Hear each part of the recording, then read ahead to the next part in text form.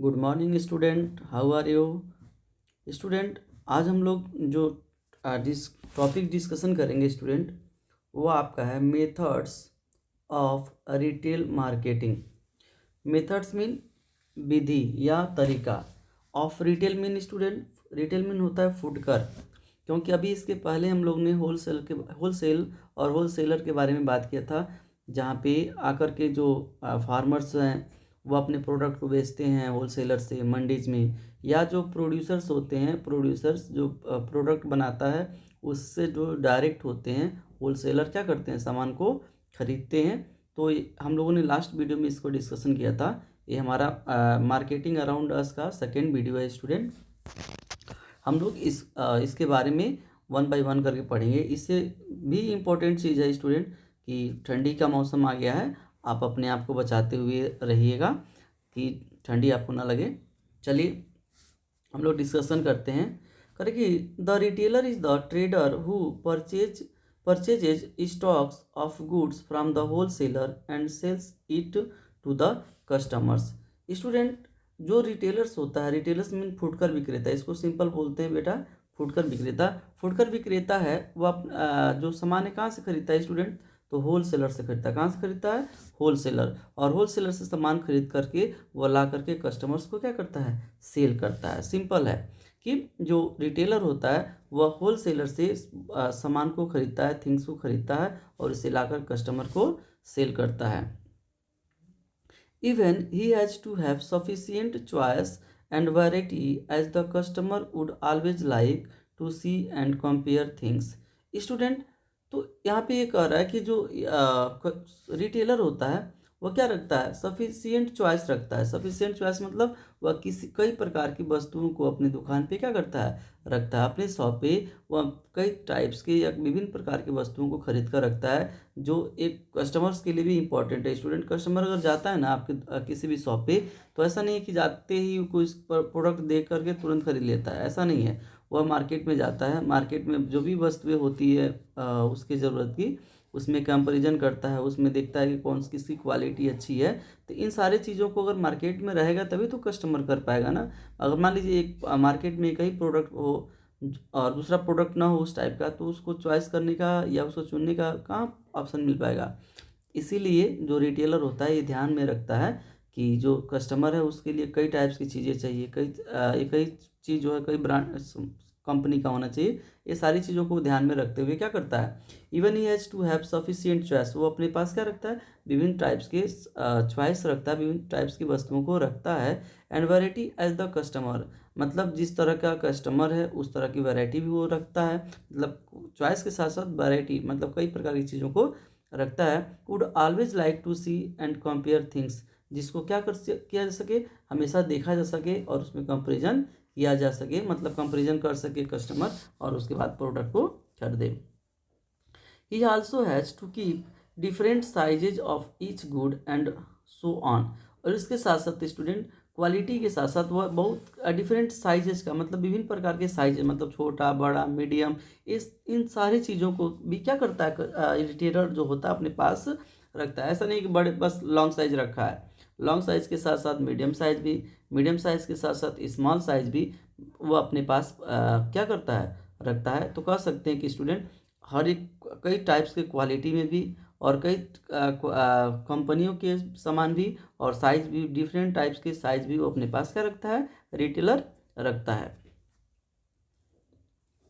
All such purchases require money and his money remains blocked for some time till he is able to sell the goods. कर student, ये सारी चीज़ों को खरीदने के लिए, मान लीजिए जो रिटेलर है वो बहुत सारा सामान खरीदता है, बहुत सारा सामान खरीदता है, हर एक साइज का, हर एक कंपनी का, हर एक क्वालिटी का सामान खरीदता है। तो इसके लिए क्या, किसकी ज़रूरत पड़ती है स्टूडेंट, मनी की ज़रूरत पड़ती है। किसकी ज़रूरत पड़ती है स्टूडेंट, मनी की। तो वही कह रहा है कि all such purchase require money, इन सारी चीज़ों को खरीदने के लिए मनी की ज़रूरत पड़ती है। And his money remains blocked, और उसकी मनी क्या हो जाती है, कुछ समय के लिए क्या हो जाती है बेटा, फॉर सम टाइम, कुछ समय के लिए वो क्या हो जाता है, ब्लॉक हो जाता है। ब्लॉक कैसे होता है स्टूडेंट, मान लीजिए रिटेलर ने पूरा पैसा लगा कर प्रोडक्ट खरीद लिया, जब वो प्रोडक्ट बिकेगा, सेल होगा, तब ना उसको प्रॉफिट होगा और उसका पैसा खाली होगा। जब तक वो प्रोडक्ट बिकेगा नहीं, जब तक सेल नहीं होगा स्टूडेंट, तब तक उसका पैसा तो ब्लॉक ही है ना। तो वही कह रहा है कि उसका मनी जो है कुछ समय के लिए क्या हो जाता है, ब्लॉक हो जाता है। He is able to sell the goods, जब तक वो कि वो सामान को ना बेच ले। मतलब all such purchase require money, इन सारी चीज़ों को करने के लिए उसे पैसे की जरूरत पड़ती है। And his money remains block for some time, और उसका जो पैसा है कुछ समय के लिए क्या हो जाता है, ब्लॉक हो जाता है। Till he is able to sell the goods, जब तक वो सामान को बेचने के योग्य न हो जाए। मतलब जब तक वो सामान न बेचे या बेचने के लायक न हो जाए, तब तक उसका मनी क्या होता है, ब्लॉक होकर रख जाता है, मतलब एक स्थान पर बचा रहता है। This means he has to fix profits at a rate which is more than the interest he would have normally earned on the money he invested in goods and the cost of running his shop। Student यहाँ पे बहुत बड़ी बात आपके सामने present कर रहा है कि देखिए वो मनी, मान लीजिए 100 रुपया इन्वेस्ट किया है स्टूडेंट, 100 रुपया इन्वेस्ट किया है। अगर नॉर्मल इस पैसे को अगर हम 100 रुपया कहीं इन्वेस्ट करें तो हम मान लीजिए 10 रुपया अगर हमको प्रॉफिट हो रहा है तो 110 रुपया होगा। लेकिन जो रिटेलर होता है ना, रिटेलर ऐसा नहीं होता। रिटेलर क्या करता है कि 100 रुपया अगर इन्वेस्ट किया है ना, तो वह चाहता है कि 100 रुपये का मैक्सिमम प्रॉफिट हमें हो। तो वह क्या करेगा, वह सारा जितने समय तक उसका मनी यहाँ फंसा रहेगा उसका भी चार्ज उसमें ऐड कर लेगा। जितना उसको कॉस्ट आया होगा उसमें अपना प्रॉफिट भी ले करके उसमें बहुत सारी चीज़ें ऐड करके वो क्या करता है, प्रोडक्ट कस्टमर को देता है। तो यही सारी चीज़ें यहाँ पे बताने की कोशिश की गई है कि this means he has to fix profits, वो अपना प्रॉफिट पहले से क्या कर लेता है, फिक्स कर लेता है। At a rate which is more than interest, मतलब जिस इंटरेस्ट से जितना पैसा वो कमा सकता था उससे भी ज़्यादा वो अपना प्रॉफिट क्या कर लेता है, फिक्स कर लेता है। He would have normally earn on the money, मतलब उस पैसे से जितना वो नॉर्मल कंडीशन में पैसा कमा सकता था, प्रॉफिट कमा सकता था। He invested in goods and cost of running his shop, अपने शॉप में जितना उसने पैसा लगा। अब सिंपल इसको समझो स्टूडेंट, इसको हम ऐसे समझ सकते हैं। मान लीजिए कि हमारे पास 100 रुपया था, ठीक है, और 100 रुपया हमने सोचा कि इसको क्या कर दें, किसी को दे दें या इसी को किसी ज़रूरतमंद को दे दें। तो हम उसको मान लीजिए 5 रुपये के ब्याज पे उसको दे दिया, तो 1 महीना रखा तो हमको 1 महीने के बाद कितना दिया, 105 रुपया, ठीक है। अब ये तो नॉर्मल कंडीशन है कि हमने पैसा किसी को इन्वेस्ट दिया और उसने मुझे ब्याज या इंटरेस्ट के साथ 105 रुपया दिया। लेकिन जो शॉपकीपर होता है स्टूडेंट, ऐसा नहीं होता है। वह 100 रुपये इन्वेस्ट करता है ना, तो उसका जो है कुछ टाइम के लिए पैसा फंस जाता है, कुछ टाइम के लिए वो होल्ड हो जाता है, तो उसका भी चार्ज इस पैसे से जोड़ता है, अपना प्रॉफिट जोड़ता है, और अपना जितना भी सर्विस दिया होता है ना उस पैसे पे, वो सारा जो ऐड करके वह अब 105 रुपये ना कमाकर 120 रुपये कमाने का कोशिश करता है। कितना, 120, मतलब जितना वो नॉर्मल कंडीशन में कमा सकता था उससे ज़्यादा प्रॉफिट कमाने के बारे में वो क्या करता है, सोचता है। यही यहाँ पे समझाने की बात की गई है कि वो सामान खरीद करके अपनी दुकान में रख लेता है तो उसको उससे ज़्यादा प्रॉफिट कमाने की सोचता है। Thus, you can see there are huge margins between the actual cost of the goods and the final price the customer pays। करे स्टूडेंट, अगर आप देखोगे ना तो प्रोड्यूसर से लेकर के जहाँ तक कस्टमर है स्टूडेंट, ये प्रोड्यूसर्स मान लेते हैं और ये कस्टमर है। तो देखो एक प्रोड्यूसर जो है ना, कोई प्रोडक्ट को अगर 1 रुपये में बेच रहा है ना, तो वो कस्टमर तक आते हैं तो 10 रुपीज़ का हो जाता है। तो देख लो स्टूडेंट, 1 रुपये से लेकर 10 रुपये, मतलब 9 रुपीज़ का जो मार्जिन हो रहा है, 9 रुपीज़ का जो मार्जिन हो रहा है बीच में, तो कह रहे कि बहुत ही ज़्यादा मार्जिन होता है। ये जो मार्जिन है बहुत ही ज़्यादा है। यहाँ पे देखना बताने का भी कोशिश किया हुआ है कि thus you can see there are huge margin between the actual cost of the good and the final price the customer pays, कि जितना फाइनल प्राइस जो है कस्टमर पेज करता है और जितना में वो प्रोड्यूस हुआ होता है उसके बीच में बहुत ही ज़्यादा ह्यूज मतलब होता है ये स्टूडेंट बहुत ही ज़्यादा, तो बहुत ही ज़्यादा मार्जिन होता है। मार्जिन मतलब गैप होता है। Selling of goods is done in many ways, और वस्तुओं को कई तरह से बेचा जा सकता है। रिटेलिंग में स्टूडेंट, रिटेल मेथड में वस्तुओं को कई टाइप से बेचा जा सकता है। यहाँ पे दिया है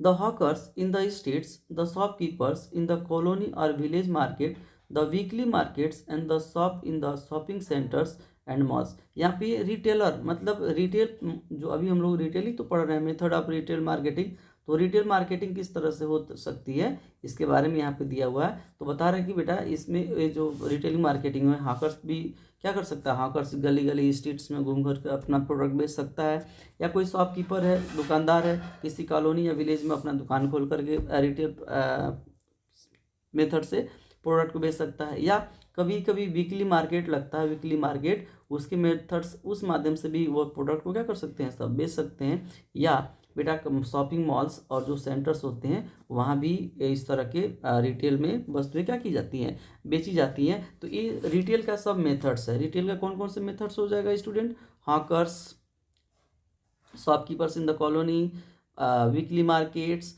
और शॉपिंग मॉल्स या शॉपिंग सेंटर्स, ये सब रिटेलर के मेथड्स है। चलिए स्टूडेंट कह रहा है कि we shall see these in brief. आइए हम इनको क्या करते हैं, वन बाय वन करके देखने का कोशिश करते हैं कि ये सब क्या होता है। सबसे फर्स्ट स्टूडेंट दिया हुआ है हाकर्स। क्या दिया हुआ है, हाकर्स। हाकर्स कैसे अपना प्रोडक्ट सेल करता है इसके बारे में देखते हैं। हाकर्स मीन स्टूडेंट जो फेरी लगा करके, फेरी मतलब घूम घूम करके अपने प्रोडक्ट को क्या करता है, बेचता है, हम उसको हाकर बोलते हैं। मतलब वह पर्सन जो गांव में घूम घूम करके या गली में घूम घूम करके प्रोडक्ट को बेचता है उसको हम बोलते हैं hawker. A person who sell their market wandering in the streets या hawking in the streets is known as hawkers. उसको हम हॉकर्स के नाम से जानते हैं, फेरी वाला के नाम से जानते हैं। आप देखे भी होंगे कि आपके गांव में बहुत सारे फेरी वाले लोग आते हैं अलग अलग तरह के। Correct student, hawker is a small trader who sells goods on streets either led out on the road or on hand drawn carts। Student यहाँ पे बताने का रहा है कि इस हॉकर जो होता है एक स्मॉल ट्रेडर होता है। मतलब हमारा देखा जाए तो बहुत स्मॉल ट्रेडर मतलब एक बहुत ही छोटा व्यापारी होता है आपका हॉकर, जो अपने सेल गुड्स को क्या करता है, सेल करता है। कैसे, स्ट्रीट इधर laid out on the road. बेटा वह अपना जो है प्रोडक्ट को या तो स्ट्रीट्स गली में घुमा घुमा कर बेचता है, या रोड के किनारे बेटा या रोड पे जो है ना हैंड ड्रॉन कार्ड्स, हाथ से चलने वाली कार्ड्स आपको हम ही दिखा देते हैं। हैंड ड्रॉन कार्ड्स क्या होता है, मतलब इसमें किसी भी तरह का कोई इंजन नहीं रहेगा स्टूडेंट, इसी को बोलते हैं हैंड ड्रॉन कार्ड्स। मतलब इसको हाथ से चला करके लेकर जाया जाता है तो इसको हैंड ड्रॉन कार्ड्स बोलते हैं। तो हाकर जो है स्टूडेंट वो गली में घूम घूम करके क्या करता है, अपने प्रोडक्ट्स को सेल करता है। सिंपल समझ सकते हैं, और इसको आपने देखा भी होगा। He hawks his good He hawks his goods inside the residential colonies or sells his goods door to door। Student क्या होता है कि जो हाकर्स होता है वो क्या करता है, जब किसी रेसिडेंशियल एरिया जहाँ पे पब्लिक होती है, जिसके पब्लिक आवास होती है, तो वहाँ पे जाता है तो क्या करता है, हॉक्स लगाता है। हॉक्स मीन आवाज़ देता है, वस्तुओं का नाम देकर। आपने सुना होगा आइसक्रीम ले लो आइसक्रीम, या अलग अलग तरह से अब सायरन भी आ गए हैं अलग अलग तरह से। अभी हम लोग जब यहाँ पे हैं तो यहाँ पे हम लोग देखते हैं कि जब कोई शॉर्ट या फुल्की वाला आता है ना, तो अपने यूटेंसिल्स को क्या करता है, बजाता है, अपने बर्तन को ही बजाता है। तो अलग अलग तरीका है हॉकर्स का, जिसके माध्यम से अपने वस्तुओं को बेचने का क्या करते हैं, काम करते हैं रेसिडेंशियल एरिया में। या एक दूसरा भी तरीका है कि वो डोर टू डोर जा करके अपने प्रोडक्ट को क्या कर सकते हैं, बेच सकते हैं। घर घर जा करके अपने प्रोडक्ट के बारे में बता करके बेच सकते हैं उसको। He needs little investment and tries to sell his wares on the same day as a purchase from a retailer और अ होलसेलर। स्टूडेंट जो हॉकर्स होता है उसे वो बहुत ही क्या करता है, बहुत ही कम इन्वेस्टमेंट करता है। लिटिल इन्वेस्टमेंट मतलब बहुत ही कम इन्वेस्टमेंट करता है, और उसका प्रयास ये रहता है स्टूडेंट कि अपने सामान को, वेयर्स मतलब होता है स्टूडेंट यहाँ पे वस्तु या सामान, जैसे थिंग्स मीन वस्तु होता है, आइटम मीन्स वस्तु होता है, तो यहाँ पे वेयर्स मीन भी स्टूडेंट क्या होता है, वस्तु या सामान। जो हॉकर्स होता है वो चाहता है ना कि वो अपना सामान जो है जिस दिन वो खरीदा है रिटेलर या होलसेलर से, उसी दिन क्या कर दे, बेच दे। क्योंकि जो रेगुलर का व्यापारी होता है स्टूडेंट वो चाहता है कि आज मैंने 100 रुपये का चीज़ खरीदा है ना, तो पूरा सामान बेची आज ही बेच दें जितना मुझे प्रॉफिट हो। तो वह क्या किया, आज 100 रुपये का खरीदा और उसको आज ही बेचने का कोशिश करता है कौन, हॉकर्स। ही अर्न्स लिटिल प्रॉफिट, और इस तरह से देखा जाता है स्टूडेंट जो हॉकर्स होता है बहुत ही लिटिल प्रॉफिट कमाता है, बहुत ही कम प्रॉफिट कमाता है। Many people prefer buying from hawkers as they sell the goods at a lower price than a shopkeeper. This also helps them avoid the hassles of going to the shop और the market.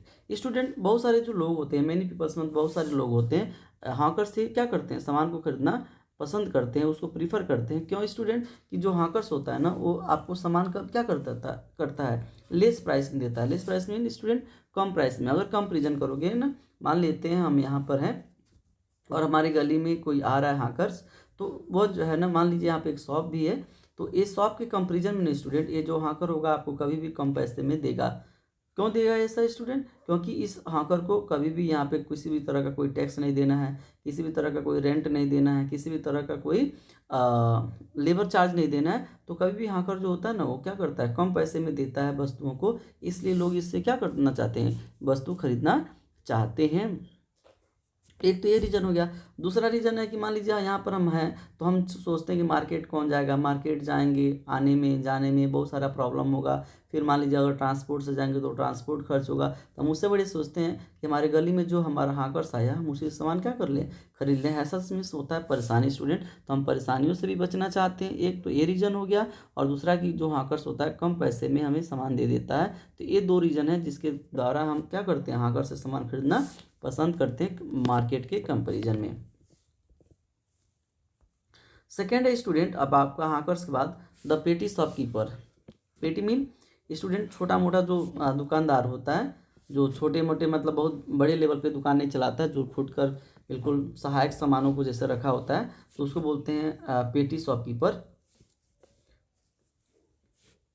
देखते हैं student इसमें क्या दिया हुआ है। Correct student, this is also a retailer who has a small shop. मतलब student ये भी एक टाइप का रिटेलर होता है, लेकिन क्या होता है कि इसका जो शॉप होता है ना, बहुत ही स्मॉल होता है, बहुत ही छोटा दुकान होता है। बिल्कुल आपको अभी यहाँ पे हम दिखा भी देंगे, बहुत छोटा मोटा इसका दुकान होता है जहाँ पे सेल करता है वस्तुओं को।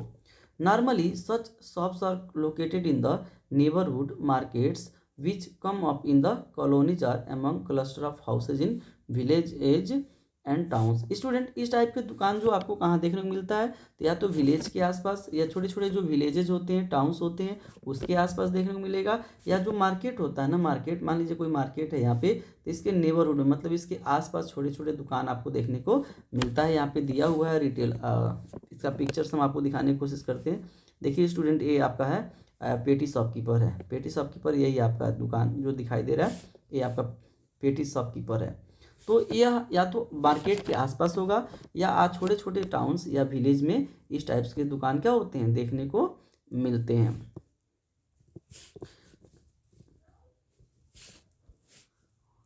These shops have goods of a variety of things meeting the daily needs of the people living around. Student, ये जो शॉप होते हैं ना, वहाँ पे कई टाइप्स के, वैरायटी ऑफ थिंग्स मतलब वहाँ पे कई टाइप्स के जो है ना वस्तुएं रखी जाती हैं, जो वहाँ के आसपास लोगों की क्या होती है, नीड होती है। मतलब मान लीजिए कोई गांव है बेटा, तो उस गांव के लोगों को जिस जिस भी चीज़ की ज़रूरत पड़ती होगी, नीड्स होगी ना, तो वो क्या करेगा, पेटी शॉपकीपर उस सारी वस्तुओं को अपनी दुकान में रखता है। मतलब उस लोकल एरिया में लोकल लोगों को जो भी चीज़ की आवश्यकता हो, तो उस पेटी शॉपकीपर जो होता है उन सारी चीज़ों को क्या करता है, अपनी दुकान में रखता है। At times they provided home delivery services and also allow credit purchases which are settled every month. Student, कभी कभी ऐसा भी होता है, जो हमारा पेटी शॉपकीपर होता है ना, वो क्या करता है, वह हमारे घर भी डिलीवरी कर देता है सर्विसेज का। मान लीजिए हमने किसी चीज़ को डिमांड किया कि भैया हमको ये सामान चाहिए, तो हमारे घर भी लाकर क्या कर देता है, पहुंचा देता है। एक तो ये फ़ायदा हो जाता है इससे। सेकंड है आल्सो क्रेडिट परचेजेज, मतलब स्टूडेंट हम उस वहाँ से उधार भी क्या कर लेते हैं, खरीद लेते हैं। क्रेडिट मीन उधार भी ले लेते हैं, जिसको हम लोग मंथली क्या कर लेते हैं, सेटल कर लेते हैं, महीने पे कर लेते हैं। भैया महीने पे हम आपको देंगे, भैया हम आपको 2 महीने पे देंगे, भैया हम आपको 15 दिन पे। होता है ना कि कोई दुकान है और दुकान के आसपास अगर आप हैं और आपको नीड्स है, तो आप दुकान वाले से बात करके आप कह देंगे कि देखिए हमारे पास इस समय पैसा नहीं है, हम चाहते हैं कि महीने में हम लोग अब हम सामान लेके जाएं, लेकिन उसका जो पेमेंट है ना 1 महीने में करेंगे।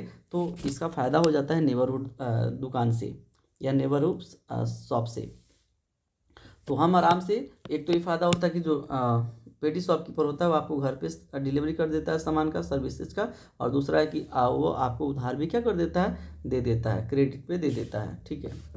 दे take and give benefit of knowledge knowing people living close by. Student कर दे टेक मतलब वो लेता है, एंड गिव बेनिफिट्स एंड आपको बेनिफिट्स भी देता है ऑफ नोइंग पीपल मतलब लोगों को जान करके, लिविंग क्लोज बाई। और कभी कभी ऐसा होता है स्टूडेंट कि वह आपको नज़दीक का जान करके कभी कभी आपको थोड़ा बहुत प्रॉफिट भी देता है, कभी कभी प्रॉफिट भी पहुंचाने की कोशिश करता है। Some shopkeepers may indulge in malpractices such as mixing things of different qualities or mixing other things to increase their profit margins।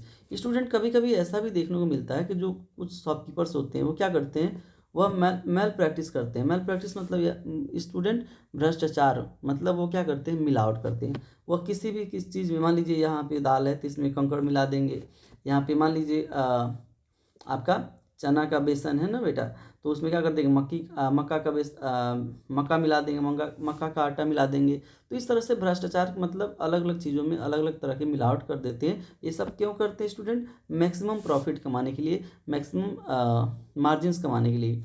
भाई यहाँ पे बताने की कोशिश किया जा रहा है कि सम शॉपकीपर में इंडल्ज, कुछ ऐसे भी शॉपकीपर होते हैं जो इंडल्ज होते हैं मतलब सम्मिलित होते हैं इन मैल प्रैक्टिसेज मतलब भ्रष्टाचार में या मिलावट में, सच एज मिक्सिंग थिंग्स मतलब कुछ चीज़ें मिलाते हैं ऑफ डिफरेंट क्वालिटीज़ मतलब डिफरेंट क्वालिटीज़ का, और मिक्सिंग अदर थिंग्स और भी कुछ चीज़ें मिला देते हैं to increase their profit margins अपने प्रॉफिट मार्जिन्स को बढ़ाने के लिए। कभी कभी आपने भी सुना होगा कि अरहर के दाल में जो है, अरहर का दाल हो उसमें बहुत कई टाइप्स के अलग अलग चीज़ें उसमें क्या होते हैं, मिक्स होते हैं। तो ये सब शॉपकीपर क्यों करता है, अधिक से अधिक मार्जिन या अधिक से अधिक प्रॉफिट कमाने के लिए। तो ये था स्टूडेंट आपका द पेटी शॉपकीपर। इसके बाद स्टूडेंट दिया है द ब्रांड आउटलेट्स, मतलब स्टूडेंट ऐसा सेंटर जहाँ पे आपको ब्रांडेड चीज़ें क्या होती है, बेची जाती है, जहाँ पे आपको कंपनी वाली चीज़ें बेची जाती है, कोई ना कोई कंपनी से वो ऐड होगा, ये सारी चीज़ें बेची जाती है। आउटलेट्स में जो स्टूडेंट बिक्री के, जहाँ से वस्तुएं सेल की जाती हैं। यहाँ पे केवल ब्रांडेड चीज़ें आपको मिलेगा किसी पार्टिकुलर कंपनी का। स्टूडेंट कह रहा है कि there are certain shops which stock and sell only those goods which are produce by one company or group of companies. Student जो ब्रांड आउटलेट्स होते हैं स्टूडेंट, वह बस उसी प्रोडक्ट को बेचते हैं या किसी पार्टिकुलर कंपनी का, किसी पार्टिकुलर कंपनी हो या किसी पार्टिकुलर कंपनी का जो ग्रुप हो ना, ग्रुप उसी का वो प्रोडक्ट क्या करते हैं, केवल बेचते हैं। तो यहाँ पे वही बात आपको समझाने की कोशिश की जा रही है कि देयर आर सर्टेन शॉप्स, वह कुछ ऐसे दुकान हैं विच स्टॉक एंड सेल मतलब उनके पास जो स्टॉक है या उनके पास जो सेल करते हैं वो वस्तुओं को बेचते हैं, ओनली दोज गुड्स मतलब केवल उन वस्तुओं को which are produce by one company or group of companies, जो किसी एक कंपनी या उसी टाइप के बहुत सारी कंपनी के ग्रुप से क्या होते हैं, मतलब यहाँ पे किसी एक कंपनी या ब्रांडेड कंपनियों के ग्रुप का वो प्रोडक्ट उस यहाँ पे क्या होते हैं, बेचे जाते हैं। वहाँ पे छोटे मोटे या अनब्रांडेड चीज़ें नहीं बेची जाती है। तो यहाँ पे स्टूडेंट द ब्रांड आउटलेट्स में नॉर्मली नहीं, they are called branded retail stores, और इसको हम किसके नाम से जानते हैं स्टूडेंट, ब्रांडेड रिटेल स्टोर्स के नाम से हम जानते हैं। ब्रांडेड मीन ब्रांडेड सभी लोग जानते हैं, और रिटेल मीन फुटकर, और stores mean stores. Normally the shop is owned by the company itself और the company has a contract with the trader to use his shop for the goods only for their company and run it as per their guidelines and policies. Student अब ये जो brand outlets है इसको establish कैसे किया जाता है, क्यों कैसे इसको बनाया जाता है। तो कभी कभी स्टूडेंट ये क्या होता है कि जो कंपनी होती है वो अपना ब्रांड आउटलेट्स एस्टाब्लिश कर देती है खुद, और वहाँ पे कुछ वर्कर्स वो रख करके काम कराती है। कभी कभी ऐसा होता है स्टूडेंट कि वो ट्रेडर से क्या कर लेती है, ट्रेडर से मिल करके उससे सेटलमेंट कर लेती है, और उस तरह से इस तरह के दुकान को या शॉप को क्या करती है, खोलती है। यहाँ पे वही चीज़ आपको बता रहा है कि normally the shop is owned by the company. कभी कभी ऐसा होता है कि जो शॉप है वो कंपनी के द्वारा ही ओपन किया जाता है, और the company has a contract, या क्या होता है कि कंपनी कॉन्ट्रैक्ट पे या समझौते पे क्या कर लेती है, ट्रेडर से मिल करके इस तरह के गॉड्स शॉप को खोलती है for the goods only for their company, और ये उससे समझौता करती है कि आपको बस मेरे ही कंपनी का प्रोडक्ट क्या करना है, सेल करना है, हमारे पॉलिसीज़ के अकॉर्डिंग, हमारी गाइडलाइंस के अकॉर्डिंग। मतलब कंपनी उनको कुछ शर्त बता देती है कि इस शर्त के अकॉर्डिंग आपको प्रोडक्ट को क्या करना है, सेल करना है। They do not have to pay for stocking the goods and earn by taking a share of the profit from the sales और on a fixed rent basis. Student क्या होता है, जो ट्रेडर्स, मान लीजिए ट्रेडर्स ने एजेंसी ले लिया है ना, तो एजेंसी में जितना भी सामान लाना हो, जितना भी प्रोडक्ट लाना हो, तो वो ला करके रख सकता है। इसके लिए उसे कोई भी चार्ज नहीं देना पड़ता है। क्यों? क्योंकि वो कंपनी से उसका कंसल्ट हो गया हो, कॉन्ट्रैक्ट हो गया होता है। ठीक है। और क्या, कैसे प्रॉफिट कमाता है? तो एक तो ये बेस है कि ये दोनों आपस में कॉन्ट्रैक्ट करके और एक दूसरे से शेयर, जितना भी प्रॉफिट हो रहा है उससे क्या कर लेते हैं, शेयर कर लेते हैं। इसको हम आपको दूसरे डायग्राम से समझाते हैं। स्टूडेंट, मान लीजिए कंपनी दुकान खोली है तो कोई बात नहीं है, और कंपनी नहीं खोली है, उस कंडीशन में क्या होगा कि ये कंपनी है और कंपनी ने क्या किया, ट्रेडर्स के साथ मिल करके बस यहाँ पे सामान बेचना या यहाँ से बेचना शुरू कर दिया प्रोडक्ट को। प्रॉफिट कैसे शेयर करेंगे? तो एक कंपनी की क्या करेगी कि कंपनी जितना भी प्रॉफिट होगा इस दुकान में, तो दोनों आपस में क्या कर लेंगे, शेयर कर लेंगे। कौन कौन? वो ट्रेडर्स और कंपनी वाले।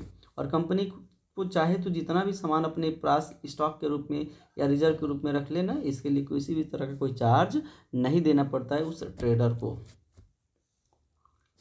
एक तो ये तरीका है, या तो कुछ फिक्स रेंट या फिक्स मंथली जो भी सैलरी फिक्स हो उसके आधार पे भी फिक्स हो जाता है, और उतना उस कंपनी ट्रेडर्स को या उस रेंट जो भी वहाँ पे वर्क करता है उसको प्रॉफिट मिल जाता है। ये था स्टूडेंट आपका द ब्रांड आउटलेट्स। अब आपका स्टूडेंट है यहाँ पे नेक्स्ट जो टॉपिक दिया हुआ है, the shopping complex and the shopping complexes and malls. Malls के बारे में तो आप लोग सभी लोग जानते होंगे। चलिए इसको डिस्कशन करते हैं student. The shopping complex and malls in bigger cities there is a new concept of having a large group of buildings और one building with many floors and each floor having many shops. Student, आज एक नया concept develop हुआ है modern time में कि क्या हो रहा है स्टूडेंट, कि हम बहुत सारा बिल्डिंग जो है, बहुत बड़ी बड़ी बिल्डिंगें बनाई जा रही है, उसमें कई सारे फ्लोर्स बनाए जा रहे हैं, और उस फ्लोर्स में स्टूडेंट कई टाइप्स के दुकान लगाई जा रही है। हर एक फ्लोर्स पे अलग अलग टाइप के क्या है, दुकान है। और इस तरह का जो दुकान होता है ना स्टूडेंट, मल्टी स्टोरी, तो इसको हम लोग शॉपिंग मॉल्स या शॉपिंग कॉम्प्लेक्सेस के नाम से क्या करते हैं, जानते हैं, जो आज बहुत ही ज़्यादा स्प्रेड होता जा रहा है, बहुत ही ज़्यादा फेमस होता जा रहा है। इसी चीज़ को यहाँ समझा रहा है, कह रहा है कि इन बिगर सिटीज़, बहुत बड़े शहरों में, बड़े बड़े शहरों में there is a new concept, एक नया कॉन्सेप्ट आया है। क्या कॉन्सेप्ट है student? Of having a large group of buildings, मतलब बहुत सारी बिल्डिंग का ग्रुप भी हो सकता है, और one building with many storage, many floors and each floors having many shops. या तो दो कंडीशन हो सकता है स्टूडेंट, एक तो बहुत सारे बिल्डिंग का ग्रुप हो सकता है, या एक ही बिल्डिंग हो और इस पे कई सारे फ्लोर्स हो, हर एक फ्लोर्स पे क्या है, अलग अलग टाइप्स के क्या हो सकते हैं, शॉप्स हो सकते हैं। इस तरह का जो नया कॉन्सेप्ट आया है उसको हम लोग द शॉपिंग कॉम्प्लेक्स या मॉल्स के नाम से क्या करते हैं, जानते हैं। देखिए क्या है इसमें, mostly these buildings are fully air conditioned and the shops may be selling imported or locally produced goods of popular brand and high value। Student, ये जो मॉल्स या शॉपिंग कॉम्प्लेक्सेस जो होते हैं ना स्टूडेंट, ये पूरी तरह से एयर कंडीशन होते हैं, मतलब पूरी तरह से यहाँ पे सुख सुविधा या एयर एसी यहाँ पे लगे होते हैं। और यहाँ पे स्टूडेंट जो चीज़ें होती हैं ना, वो ब्रांड वाली चीज़ें बेची जाती है, जो बहुत ही ज़्यादा हाई वैल्यू की होती है। यहाँ पे मतलब नॉर्मल चीज़ें नहीं सेल किया जाता है, यहाँ पे जो ब्रांडेड चीज़ें होती है उसी को बेचा जाता है, जो इसकी जो वैल्यू है ना बहुत ही ज़्यादा होती है, जो वहाँ के आसपास के लोगों की जो नीड्स होती है उसके अकॉर्डिंग वहाँ पे दुकान, इस तरह के शॉपिंग मॉल्स खोले जाते हैं। Usually the products sold in malls are very expensive, therefore only people who are in a position to spend more money buy things from here। Student, जो मॉल्स या शॉपिंग कॉम्प्लेक्सेज होते हैं student, यहाँ पे जो प्रोडक्ट होते हैं branded होते हैं, इसलिए बहुत ही ज़्यादा कॉस्टली या एक्सपेंसिव होता है। क्या होता है स्टूडेंट? एक्सपेंसिव। एक्सपेंसिव मीन महंगा, बहुत ही कॉस्टली होता है। इसलिए सभी लोग इस चीज़ शॉपिंग मॉल या कॉम्प्लेक्स को यूज नहीं कर पाते हैं। केवल वही लोग यूज कर पाते हैं स्टूडेंट जो पोजीशन होते हैं, पोजीशन में होते हैं स्टूडेंट। इसका मतलब जो अपर लोग हैं, जो जिनके पास बहुत ही ज़्यादा पैसा है, कह सकते हैं कि जो रिच पर्सन है, बस वही लोग शॉपिंग मॉल और कॉम्प्लेक्सेस को मैक्सिमम क्या करते हैं, यूज करते हैं, क्योंकि उनके पास बहुत ही ज़्यादा पैसा होता है और वो पैसे को क्या करते हैं, यहाँ पे आकर के खर्च करते हैं। नॉर्मल आदमी इसको यूज नहीं कर सकता है, क्योंकि स्टूडेंट बहुत ही ज़्यादा कॉस्टली होता है। अब हम लोग नेक्स्ट वीडियो में पढ़ेंगे स्टूडेंट वीकली मार्केट्स क्या होता है, इसी का जो पार्ट्स है, और इसमें है आपका ऑनलाइन शॉपिंग और इसके बाद कस्टमर। तो इन सारी चीज़ों को हम लोग नेक्स्ट वीडियो में कंटिन्यू करेंगे। अगर वीडियो आपको अच्छा लगा है स्टूडेंट, तो फिर मैं आपसे एक बार रिक्वेस्ट करता हूँ कि वीडियो को लाइक कर दीजिए, सब्सक्राइब कर दीजिए, और जो बेल आइकन्स है उसको प्रेस कर लीजिए कि आपको सारे नोटिफिकेशन आपको मिल जाए। थैंक यू दोस्तों वीडियो देखने के लिए।